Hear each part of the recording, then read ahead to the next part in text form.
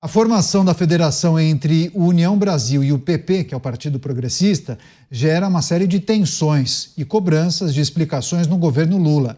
Nesta semana aconteceu o evento de oficialização da aliança, que não contou com a presença de representantes do governo. A cerimônia teve gestos à oposição e ao ex-presidente Jair Bolsonaro. Gleisi Hoffmann, ministra das Relações Institucionais, cobrou explicações sobre contradições, já que ambos os partidos têm ministérios no governo. A federação, agora a maior força do Congresso, visa um acordo para 2026, defendendo menos intervenção estatal, em contraste com a atuação do PT. Divergências internas persistem. Começar essa com Luiz Felipe Dávila. Aliança entre União Brasil e o PP, uma força muito importante no Congresso Nacional, e Gleisi Hoffmann cobrando explicações. Afinal, as duas siglas têm integrantes no governo federal, né, Dávila? Integrante, mas o União Brasil, antes da fusão, já lançou um pré-candidato à presidência da República, que é o governador Ronaldo Caiado. E com a chegada de Ciro Nogueira como presidente do PP nesta coligação, Ciro Nogueira é um dos cogitados para, eventualmente, ser o vice-presidente numa chapa de Jair Bolsonaro. Ou seja, puxa completamente a tal da federação para a direita. E o governo fica desesperado, só assistindo cada vez mais o desembarque dos partidos. Agora, é interessante a experiência política de um Ciro Nogueira, que diz: não, nós somos a favor do Brasil, esse negócio, nós não somos contra nada, nós somos a favor do Brasil, a gente está aqui para defender o Brasil, tal.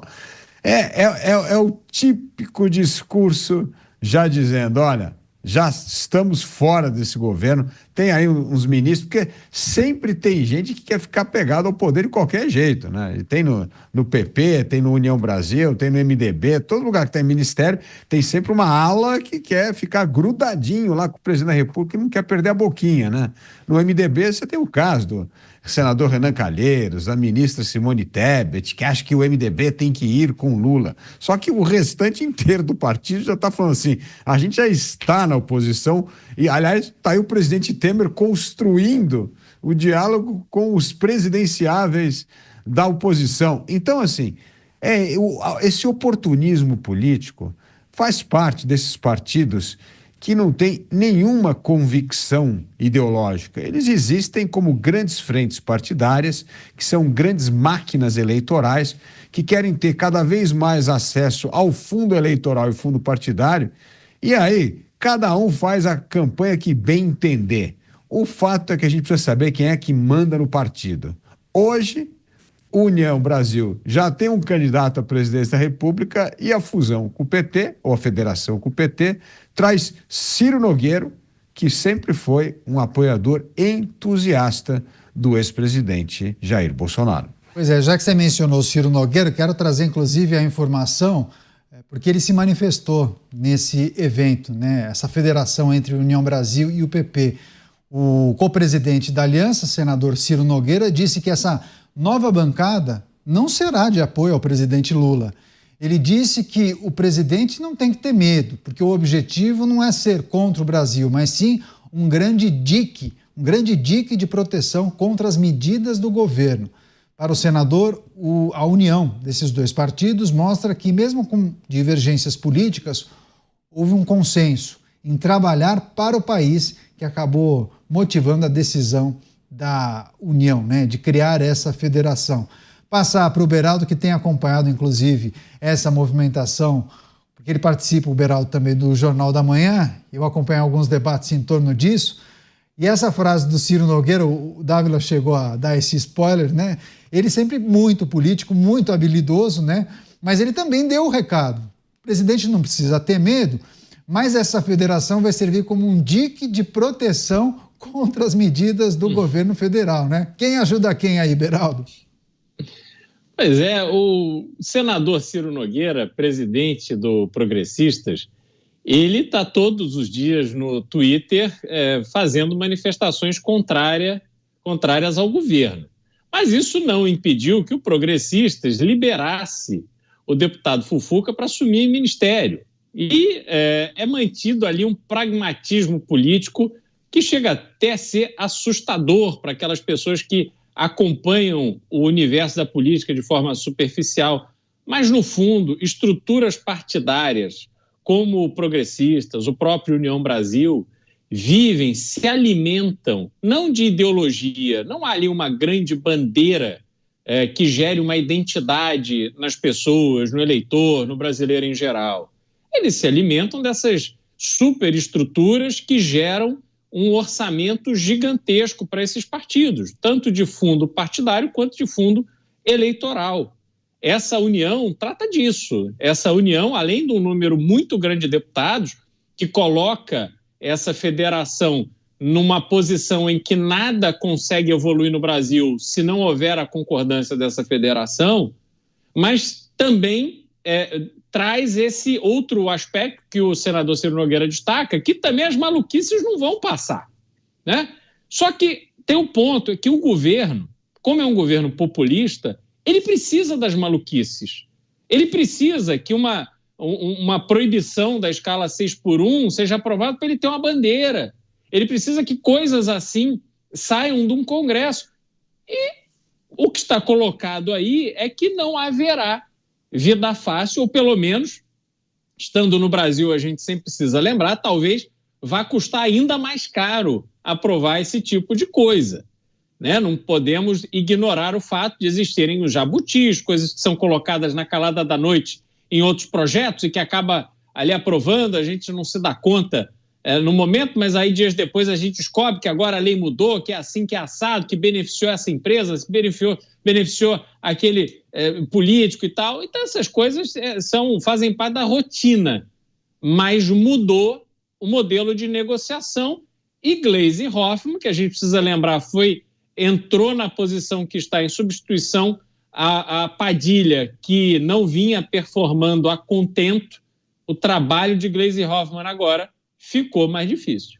Para você que está na rádio, a notícia em destaque, as manifestações de Ciro Nogueira sobre a união, a fusão ou a junção entre duas siglas, União Brasil e Partido Progressista. Trata-se de uma federação, e ele dizendo que essa federação não é de apoio ao governo federal, de apoio a Lula. Ao contrário, ele disse que essa federação servirá como um dique para brecar eventuais medidas que não sejam benéficas para o Brasil. Você, Mota, qual é a sua avaliação, primeiro, para essa federação e a maneira como Ciro Gomes trata dessa nova grande força do Congresso Nacional?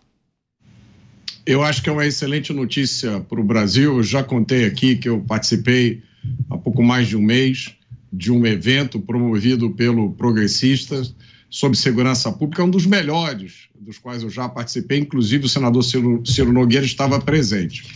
O senador disse que o objetivo da federação União Progressista não é ser contra o Brasil, mas sim formar um grande dique de proteção contra as medidas do governo. Senador, eu quero agradecer por isso, porque o Brasil precisa desesperadamente desse dique. O país está se afogando em um dilúvio de crime, de desrespeito ao Estado de Direito e de violações diárias aos direitos fundamentais. Tudo isso fantasiado de proteção aos mais humildes. Essa fantasia acaba de ser rasgada nos porões do INSS. Você, Dávila, o que a gente deve trazer e analisar com a criação dessa força e como isso impacta também outras forças da direita, especialmente o PL, que era até aqui a maior força, principalmente da direita no Congresso Nacional. Isso mexe de que forma nas negociações, no entendimento sobre algumas pautas? A gente pode colocar em perspectiva o PL da anistia e também outras medidas que possivelmente venham a ser debatidas. A questão do que disse Ciro Nogueira. Eu discordo um pouco do Mota, porque eu acho que esses partidos não conseguem servir de dique coisa nenhuma. Porque enquanto você tiver cargos no ministério e querer fazer discurso de oposição, você está sempre com o pé em cada canoa. Imagina se isso existe nos Estados Unidos. Se amanhã o Donald Trump vai convidar gente do Partido Democrata para estar no ministério e, ao mesmo tempo, a turma do ministério está confabulando para ter o seu próprio candidato à presidência da República. Isso não existe. Isso não existe em nenhum país do mundo. Só aqui que existe isso. Só aqui que alguém fala que é oposição, mas tem gente no governo. Então, ou você é oposição, você está no governo. Como é que você está com o pé em cada canoa? Isso não existe. É só aqui que o presidente do PSD, o Gilberto Kassab, diz assim: esse ministro da Fazenda não entende nada do que está fazendo, é fraco. Mas tem gente no governo. Como é que é isso? Vale o número de cargos que se ocupa no governo ou vale o que está sendo dito? Então, é uma coisa muito complicada no Brasil isso. Isso mostra essa crise do sistema partidário brasileiro. Essa história que você não é nem direita nem esquerda, você está ali para defender os interesses do Brasil, mas ao mesmo tempo está com um pé na oposição, outro no governo, para mim isso não defende absolutamente nada. Isso é o que eu chamo do oportunismo político numa escala escancarada de todos os partidos. Agora, o fato é que esses partidos já entenderam que esse governo está derretendo, que esse governo vai acabar de maneira impopular e que começam a construir alternativas. Então, o próprio União Brasil, como eu já disse aqui, já lançou, aliás, foi o primeiro partido a lançar um presidenciável, que é o governador Caiado, né? E os outros partidos estão se mexendo. O próprio PSD já deu aval para ter um presidenciável, que é o governador do Paraná, Ratinho Júnior. Então, as coisas já estão acontecendo, estão andando. Agora, ainda não há nada de concreto em torno disso, mas as conversas estão correndo. Esses partidos dão sinais claros que vão abraçar uma candidatura de oposição. Mas enquanto essa candidatura de oposição não existe, por que nós vamos deixar a boquinha do governo? Vamos ficar ali com um pezinho ali, tirando o ministério, apoiando um cargo, indicando alguém. Infelizmente, esta é a realidade brasileira. De certa maneira, né, Mota, a gente acaba caindo naquele debate sobre convicção ou não, né? Porque também tem um pouco disso. Quando determinado partido aceita ocupar algum cargo importante, mas ele não abraça de verdade a agenda e as políticas daquela administração. Fala rapidamente você, Mota, depois eu passo para o Beraldo. Eu não acredito em utopia, né? Eu não vou ficar me prendendo a uma imagem de um político perfeito que a gente não vai encontrar na vida diária. Eu vejo a coisa um pouco diferente da do Dávila. Eu acho que política envolve compromisso, envolve jogo, disputa por poder. Eu vejo isso em todos os países. A gente acabou de ver isso agora nos Estados Unidos. Agora, eu prefiro um partido que faça parte da base aliada e que critique o governo do que um partido que faça parte da base aliada e que bata palma para o governo, para tudo que o governo faz. Eu vejo na crítica mérito, eu vejo na crítica coragem. Como eu disse, eu participei de um evento igual ao qual eu vi poucos na minha vida. Um evento que foi aberto com a participação de autoridades do governo e no qual nós criticamos as políticas do governo, em alto e bom som. Então, eu acho que isso faz parte do jogo. A gente não pode esperar que esse jogo seja jogado simplesmente por políticos que se adequam à imagem que nós imaginamos que seja de um político idealista. Aí eu lembro ao Dávila o que ele disse ontem, né? Eu me lembro que ele falou que tem a ética da convicção e tem uma outra ética que eu não me engano. Convicção versus responsabilidade, né? Pois é, isso me parece o caso aqui. Tá bom. Dávila, quer só fazer um fecho nesse debate dentro do debate? Política de convicção versus... convicção versus responsabilidade, né? Política de convicção versus a de responsabilidade. Nesse caso, Ciro Nogueira ou o PP, que está no governo, mas critica, seria a política de responsabilidade, é isso?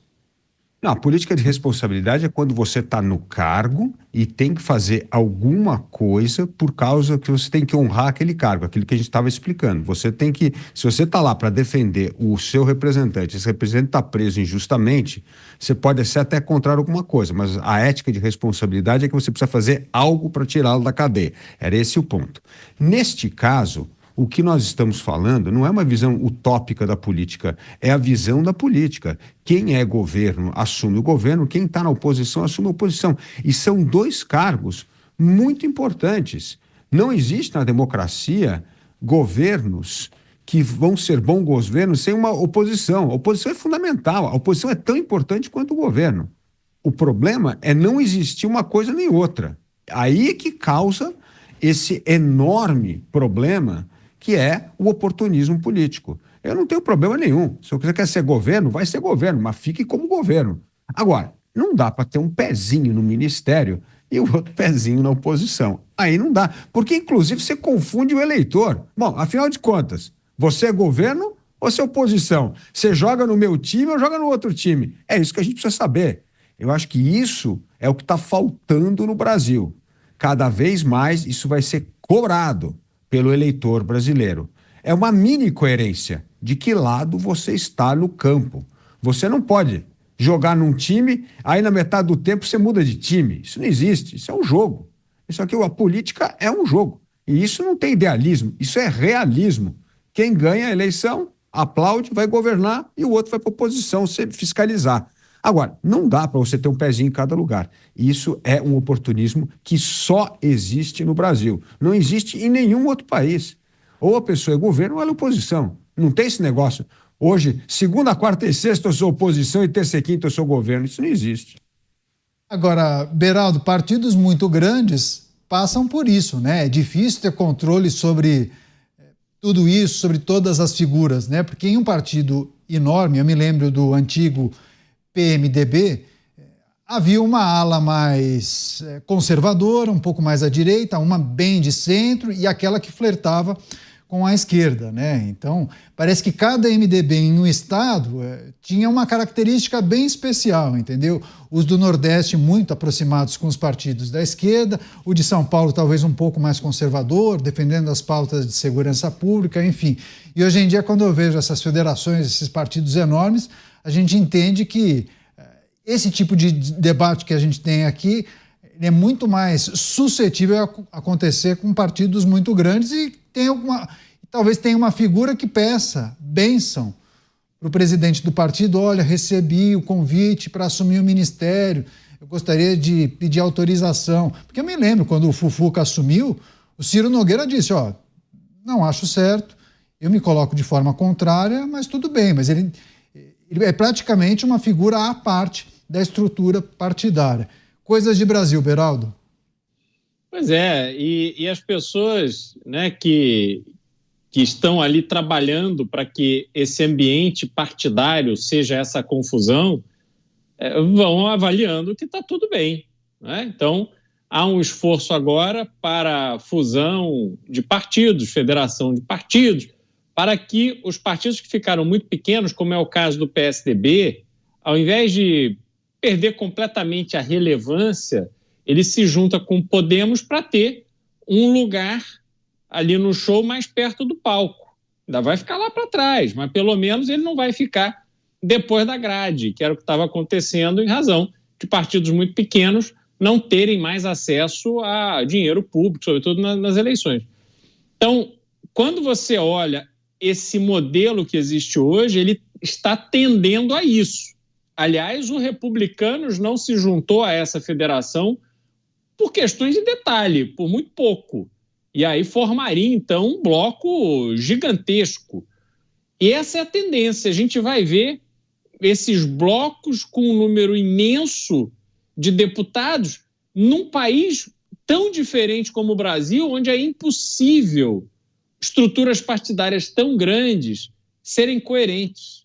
A coerência já foi abandonada há muito tempo, porque mais importante para eles do que a coerência é dinheiro e voto, e não importa como esse voto venha. Quanto mais voto, mais deputado federal, mais dinheiro. A lógica é só essa. Quanto mais deputado federal, mais pressão se pode fazer no governo federal, nos governos estaduais, mais cargos se consegue. E por aí vai. Então a lógica, a mentalidade não tem nada a ver com o Brasil. A mentalidade é olhando para dentro, a mentalidade não é olhando para fora. É defender interesses próprios, não os interesses do país. E podem fazer o discurso que quiserem fazer. Mas quando se vê uma associação que coloca Ciro Nogueira, essa figura tradicional da política, que conseguiu, ao receber a presidência do PP pelas mãos do ex-governador, ex-senador, ex-deputado Francisco Dornelles, já falecido, conseguiu construir um partido coeso, unido. Ali tem comando. Mas se vê numa situação em que se junta com a União Brasil. Uma união que não deu certo entre o PSL, o nanico PSL, e o PFL, que depois virou DEM, mas que é um partido com tradição, com nomes de muito peso. A presidência do União Brasil, que cabia a Luciano Bivar, fundador do PSL, mudou de mãos a partir de um golpe que deram no fundador do partido. Isso, para mim, já é uma demonstração de como são pouco confiáveis. E a presidência do União Brasil acaba transferida para Antônio de Rueda, que era a cria do Bivar, traiu o seu criador. E agora está aí posando de co-presidente de uma federação que une o bloco maior de deputados na Câmara. Você não tem como o Brasil dar certo assim, desculpe, não tem como dar certo assim. As nossas referências dentro da política hoje são completamente sofríveis, é de chorar. E a gente olha para o que aconteceu no PL, por exemplo, que se tornou ou ficou um partido independente até aqui em razão da figura de Jair Bolsonaro. Mas, Caniato, toda a mobilização de convencimento da militância bolsonarista foi no sentido de apoiar Hugo Mota, ao invés de se lançar um candidato próprio ou se apoiar até a candidatura de Marcel Van Hatten, porque neste acordo eles teriam a primeira vice-presidência da Câmara. Quando o presidente viaja, o vice-presidente assume a presidência da Câmara dos Deputados. De que isso serviu? Cadê o PL da anistia colocado para votar? O Hugo Mota foi, até no velório do Papa ele foi. E nada aconteceu. Então foi simplesmente o apoio de alguém do sistema em troca de benefícios que não estão claros, mas o discurso vendido para a militância, me desculpe, aquilo era para enganar a trouxa e está aí claro que era isso. Inclusive, em relação a isso, tem muitas figuras do campo conservador que se decepcionaram com a posição e a falta de ação de alguns integrantes do Partido Liberal. Dávila, a gente tem mais uns minutinhos só para, antes de chamar o break, só aquela questão que envolve a direita no Congresso Nacional, o quanto essa fusão, essa união mexe com a dinâmica e talvez tire um pouco o protagonismo do Partido Liberal em 1 minuto e meio, Dávila.